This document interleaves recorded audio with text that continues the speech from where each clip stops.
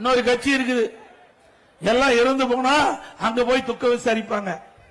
ஆனா அந்த கட்சிக்கு கொடுமை பாருங்க, நாட்டுடைய கொடுமை தலையெழுத்த பாருங்க. எதுக்காக வந்து இருந்தாங்க, ஏன் இருந்தாங்க, அந்த குடும்பத்தை இங்க வரவழைச்சு அனுதாபம் சொல்றாங்களாம். என்ன அது சினிமா அப்படித்தான் இருக்கும், டெக்னிக்கலா தான் இருக்கும்.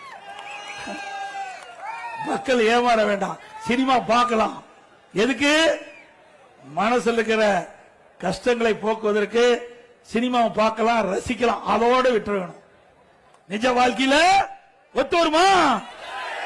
நிஜ வாழ்க்கை வேற, சினிமா வாழ்க்கை வேற. தயவு செய்து இளைஞர்களும் பெண்களும் சிந்தித்து பார்க்க வேண்டும். நிஜ வாழ்க்கை என்பது கடினம், சினிமா என்பது கனவை போல. கனவு காய்ன்ற பொழுது கண்ணை திறந்தா கனவு மறைஞ்சு போயிடும். அதுபோல சினிமா பார்ப்பது அந்த திரையரங்கு வெளியில வந்து விட்டால் அதோட போயிடும். அப்படித்தான் நீங்க என்ன வேண்டும் என்பதை இந்த தயவு செய்து அல்கூர்ந்து நீங்கள் இளைஞர்கள் சிந்திக்க வேண்டும். சிந்திச்சு பாருங்க.